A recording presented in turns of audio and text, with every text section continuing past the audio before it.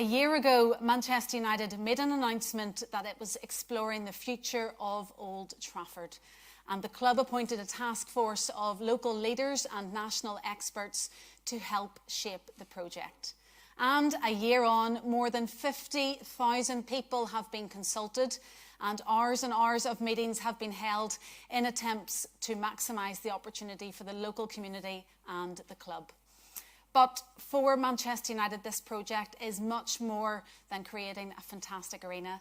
It is all about supporting the government's ambitious growth agenda and maximising the opportunities for regeneration of the Manchester area. Today is a landmark day in the club's history. So without further ado, I would like to welcome on stage Sir Jim Ratcliffe, co-owner of Manchester United, to share the vision.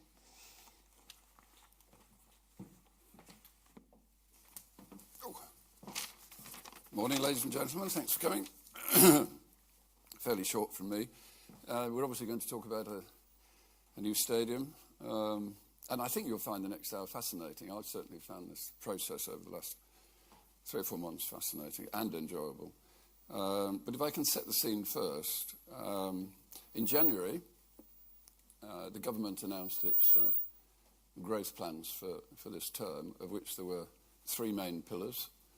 There was the new runway at Heathrow, there was the Oxford-Cambridge Silicon Valley corridor, but thirdly was the regeneration of southern Manchester, Old Trafford, which was the origins of the Industrial Revolution a couple of hundred years ago.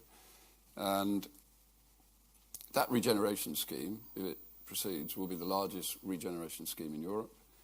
And Rachel Reeves described it as a shining example of our growth plans for the country. Past governments have sponsored a number of these regeneration schemes, but they've all predominantly been in and around London.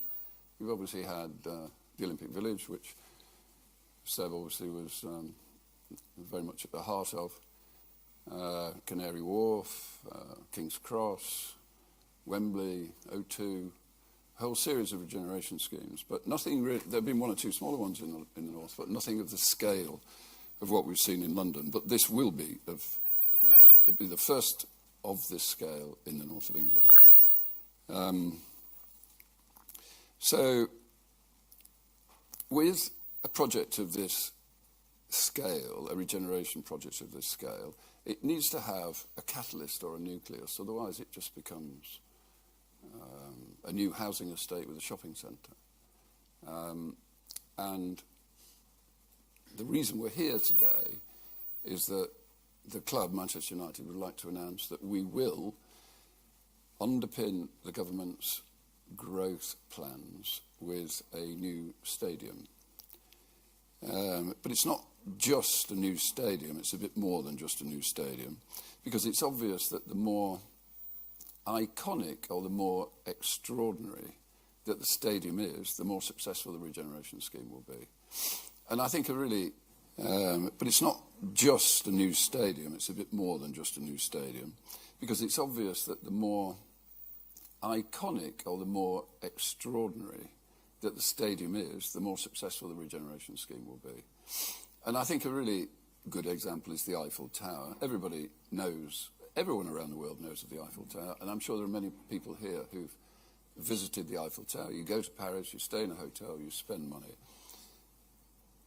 We have 1 billion people around the world who follow Manchester United, and they will all want to visit this stadium. You will see the design in a moment, and you can take your own view as to how iconic you think it is. But I think everybody in the world who's interested in football, who's interested in Manchester United, will want to come and visit this stadium. I think it will create enormous value for the north of England and for Manchester. And Oxford Economics, who've done a study on it, reckon that that would be in the region of £7 billion per annum. United is the world's favourite football club, in my view. It's arguably the biggest, and it deserves a stadium befitting of its stature. The Premier League is indisputably the best football league in the world, maybe the best sports league in the world, and it must have a stadium that's at least the equal of the best in Europe. And today it has some great stadiums, but it doesn't have a Bernabeu and it doesn't have a Nou Camp. They're bigger and more impressive, I think, than the stadiums that we have in the Premier League today. The north of England has won 10 Champions League medals, and London has won 2, but London's got Wembley. And also, London has got Twickenham, and London has got Wimbledon, and London has got the Olympic Village. And I think the north of England deserves to have a stadium where England can play football, where we can hold the Champions League final, and it should be a stadium that's befitting of Manchester United's stature. If the government really gets behind this regeneration scheme, then we, with Norman Foster's vision, Norman, in my view, is the greatest architect in the world, we will build an iconic football stadium. Thank you.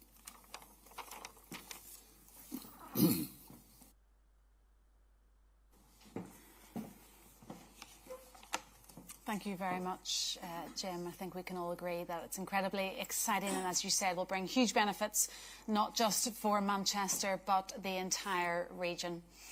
To speak more about that and the work of the task force over the last year, we will now welcome on stage Seb Coe.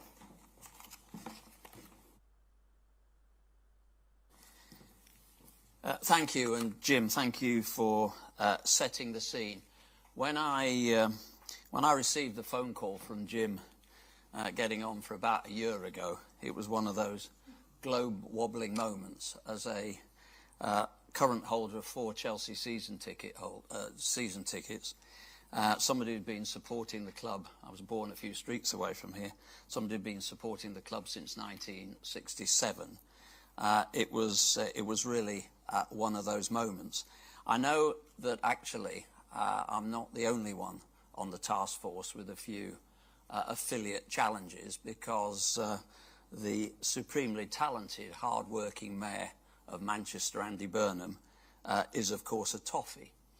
And I guess that's my sort of slightly tongue-in-cheek segue into a more important point, and that is the extraordinary and borderless nature of this project, that people from all affiliations, all walks of life have come together, particularly in the guise of the task force, which I'm very honoured to be chairing, to really drive a project that has value way, way beyond the curtilage of a football ground or even a small element of a city.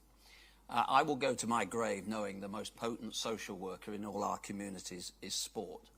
But I will also know that if you create around a sporting hub the infrastructure and the ambition to think big, you really can transform a neighbourhood. I don't want to belabour the London story, but I think, Jim, you mentioned it, and it is just worth for a few moments pondering on what was achieved in East London on exactly the same premise. This was 520 hectares of land that was in large part devoid of economic activity for the best part of 60 or 70 years, and around sporting infrastructure we've created a landscape where we built a new city inside an old city in 7 years. Attached to that are homes, jobs, businesses, educational establishments, and the largest retail development anywhere in Europe for 25 years. And actually this project in Manchester, built around the reconstruction of a football stadium, has the potential to be bigger. And I think that was the recognition that was dawning on all of us as members of the task force, and I'm delighted that we've got many of those members here today, when we recognised that this really did have the potential to be what we believe it will be, which is currently the most potent and the largest driving force around regeneration and sport anywhere in Europe. We are all going to be in the south of France tomorrow at MIPIN, talking in exactly those terms. But the challenge here is extraordinary. And the consultation that has taken place, Jim, I know, is going to talk a little bit more about the work we've done with the fans. but the consultation around local communities is also really extraordinary. Of the 1,200 people that we have consulted and spoken to, overwhelming positive nature of what they see that can be the changes to that community, to jobs, to houses, to visitor values, to the very nature of ambition, particularly amongst young people, in what we know to be one of the hardest pressed areas. So this project is an extraordinary project. It is based around sport, which gives me great satisfaction, because the biggest and the most powerful regeneration projects I've witnessed in the last 30 or 40 years that I've in some ways been involved with or actually witnessed are built around sport. And I will be forever proud that sport is the real catalyst for this. The challenges are profound. We don't sit there thinking that we've anywhere near scoped the full project, but it will be in concert with local communities, because the most important client group you ever have are not people like me or the chairs or the owners of football clubs. It's those communities that you are looking to create greater and further opportunities, and through sport that is open, it's applicable, and people understand it. So I can tell you, as chair of the task force, I'm delighted to be working with some of the most visionary people that really do understand the Manchester landscape and are driving an ambition that sits in the bucket called big. And that's the way it should be. Manchester United is one of the biggest sporting properties in the world. It deserves a stadium that befits that status, and it is really important, as somebody that was brought up in the north of England, that we absolutely drive those opportunities. It's not about the economics of displacement. It is simply about what we can do through sport to help engage local communities and forever drive up those ambitions. So, Jim, thank you for giving me that opportunity. And I'm delighted to be here today, and thank you to the task force for being here as well.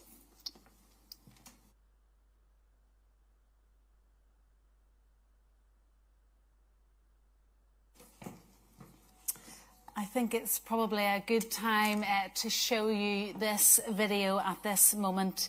Proud Mancunian and world-renowned architect has recorded this. Lord Foster for us. Have a little look. This has to be one of the most exciting projects in the world today. It starts with the most famous football club in the world, 1 billion followers globally. So it starts with the fans. And it starts with the idea of making something which is so intense, it brings you close to the pitch. Acoustically, it cultivates the roar. As you move away from the stadium, it's not a fortress surrounded by a sea of cars. It's open, and it's contained by an umbrella that harvests solar energy, harvests rainwater, but it's protective, and it encloses arguably the largest public space in the world. It's welcoming, it's open, it's at the very heart of a new neighbourhood. And then it's part of the city of Manchester, the fastest growing city in the United Kingdom. A city, again, like no other. It's a powerhouse, steeped in history. Trafford Park was the industrial heartland of the nation, a heritage which I have a personal connection to. My father was a factory worker at Metropolitan Vickers. And then the three masts, the Trident, visible from 40 kilometres, 200 metres high. So this becomes a global destination. Normally a stadium would take 10 years to build. We half that time, 5 years. How do we do that? By prefabrication, by using the network on Manchester Ship Canal, bringing it back to a new life, shipping in components, 160 of them, Meccano-like, and then we rebuild the Old Trafford station, and that becomes the pivot, the processional way to the stadium, welcoming and at the heart of a new sports-led neighbourhood. It's walkable, is well served by public transport, it's endowed by nature, it learns from the past, it creates streets. It's a mixed-use mini-city. So what makes a global destination? What makes something so special? It's teamwork. It's the best brains, the civic leaders, the owners, the consultants, the engineers, the architects, the fans. The list is so long. It's a team effort. That is the heart of the success of this project.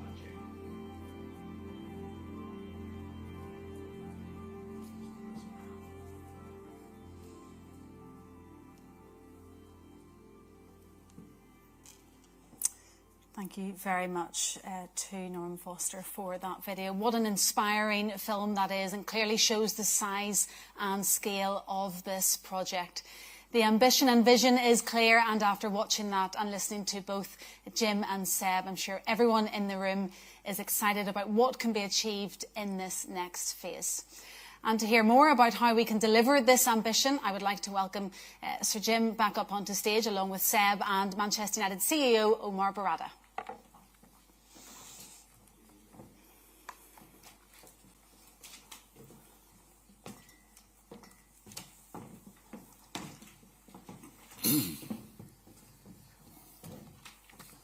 Welcome, Omar, as well. Thank you guys for joining me up on stage. Well, that's the best place to start, Jim. That is incredible.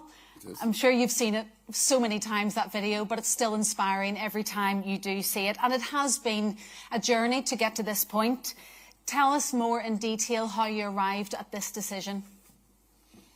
Well, it was. I mean, it just started from the point that we needed a stadium which befitted the stature of Manchester United and Manchester United.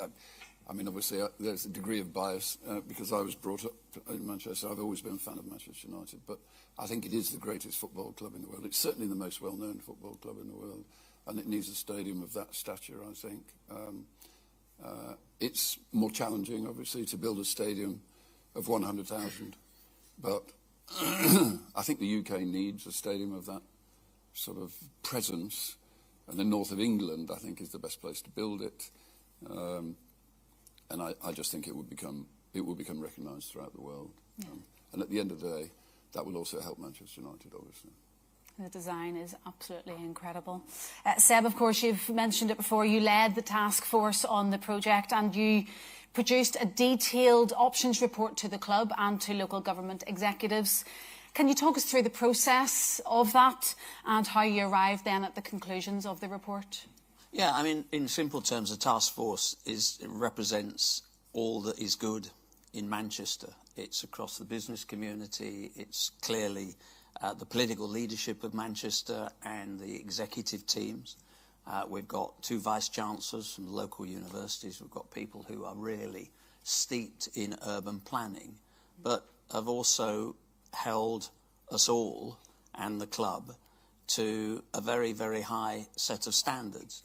I made the point just a few moments ago that the one thing that is often overlooked is that the most important group of people that you are ultimately responsible to are, yes, obviously the fan base of any sporting organisation that you're seeking to make adjustments to, but also the community that you're putting that in. I mean, neighbourhoods, people, networks.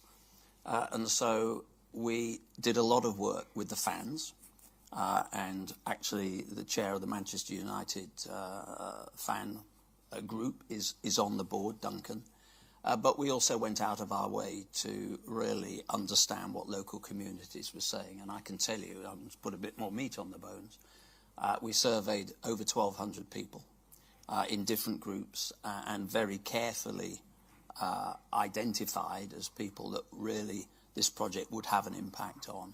And the overwhelming response was everything from carbon footprint through to green spaces, through to meaningful, sustainable jobs, housing, the creativity around a second and third generation business base, and the recognition that the area could really be turbocharged through the focal point being the football club, and the ambition of the task force, I think, I hope I'm not speaking on behalf of the task force today in a way, but I think every one of us would agree that we just got more excited as the project developed and the ambition got bigger, and the recognition that we had a real responsibility to create and carve out some options that would survive when the rubber hit the road.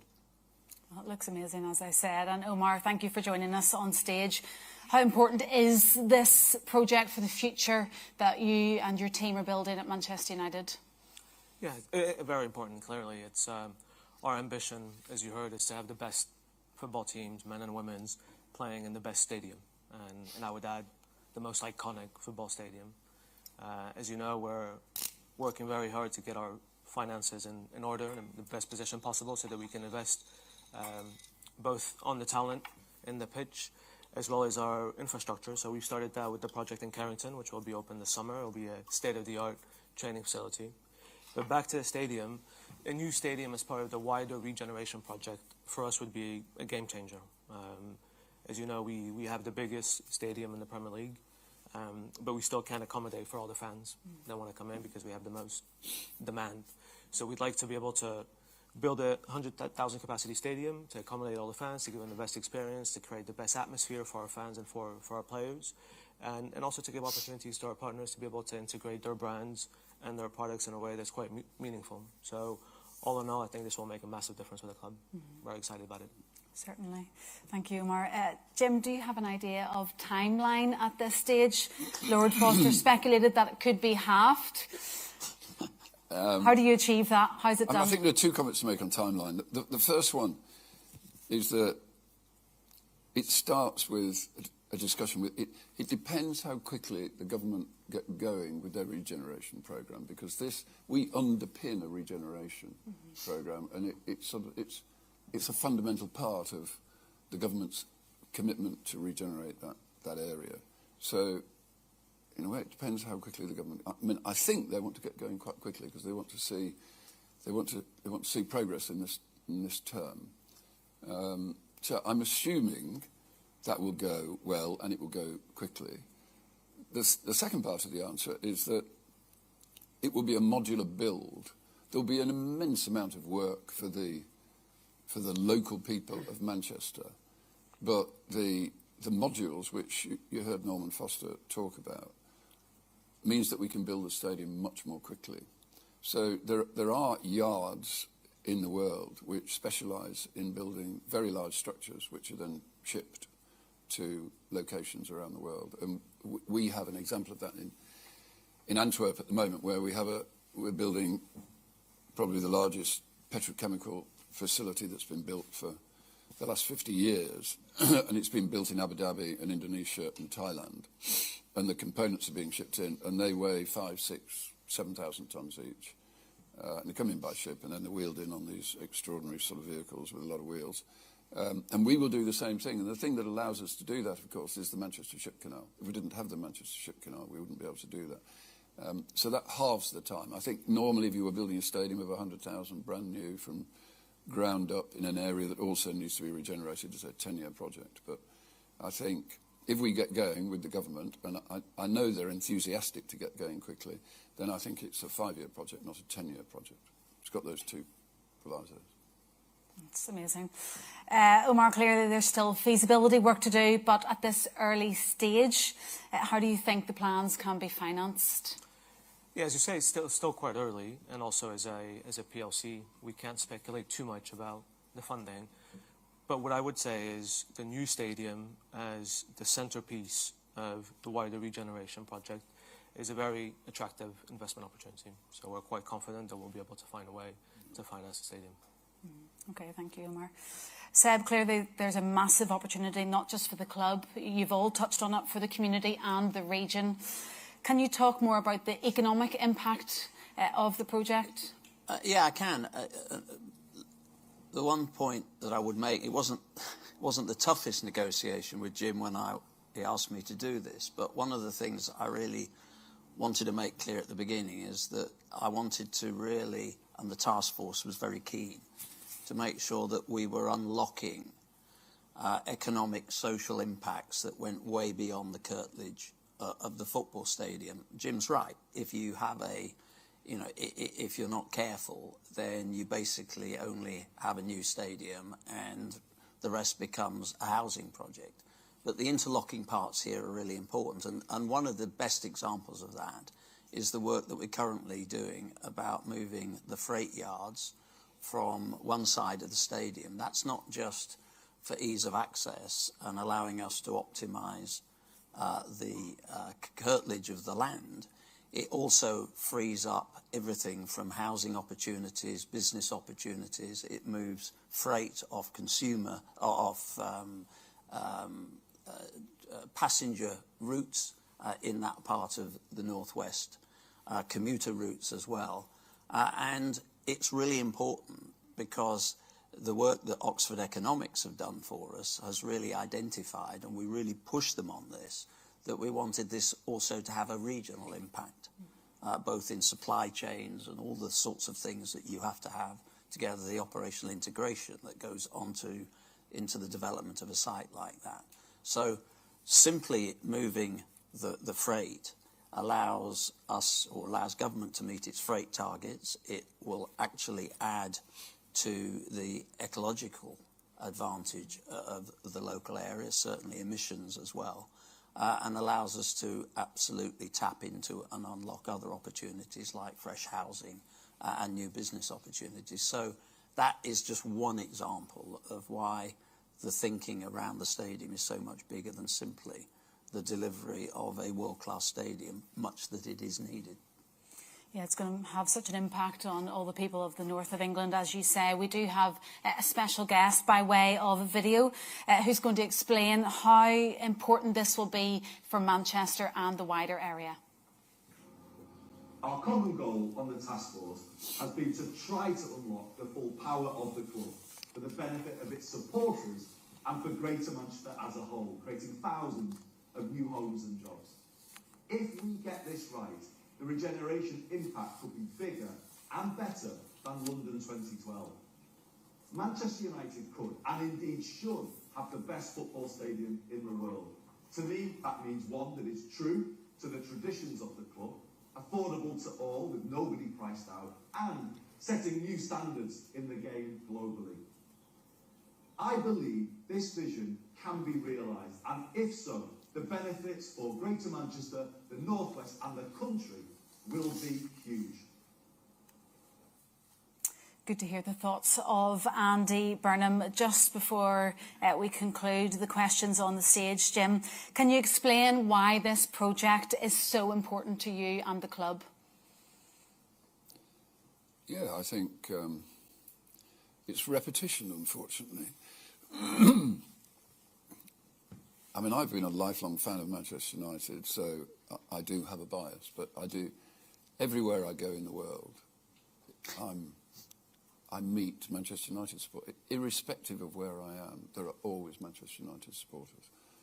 A year or so ago, we crossed the border, having done a rather arduous trip across the Gobi Desert. We crossed the border from Mongolia to China in a tiny little dusty town, and we were the first Europeans to have entered China on that border since the lockdown in COVID, and they were not interested in looking at the passport. The only thing they wanted was to talk about Manchester United, and we were in the middle of nowhere. So, in my view, it is the world's favourite club. It is the world's biggest club. And I think, because this is biased, I think it's the world's best club. It's obviously had a difficult period for the last 12 years, but it deserves to have the finest stadium in the world, in my view. And that is very much my objective in building a new stadium, that it's the most iconic, it's the biggest, it's the most iconic, it's the most recognisable stadium in the world. I think that will hugely benefit Manchester United, but it will also hugely benefit that region, which obviously I'm very close to. It is where the world discovered manufacturing. The Industrial Revolution started in southern Manchester. Old Trafford is where...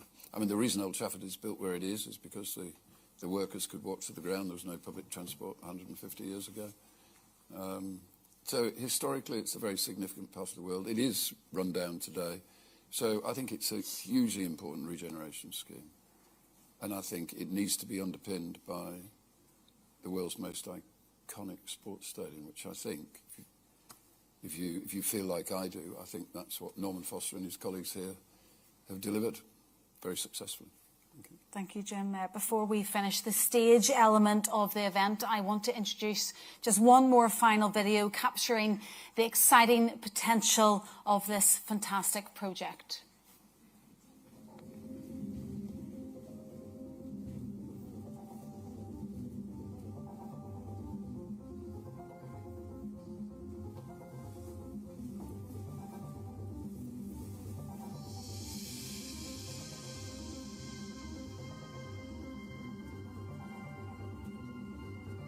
Manchester, a city, a stadium, a skyline, risen together. Manchester and United, forever entwined. Youth, courage, success in our blood. A glorious history, a future to be written. Where workers once grafted, a new landmark will rise. A new theatre for dreams to come alive. A design inspired by the Red Devils' trident. A modern take on our industrial roots. 100,000 fans, united as one. A place for glory, a place for pride. A sea of red, the loudest crowd.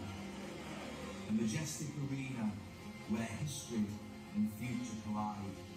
A public space, a focal point, a catalyst for renewal. Full of hope for our fans and community. A new home for United. A new place for Manchester. A new future on familiar ground.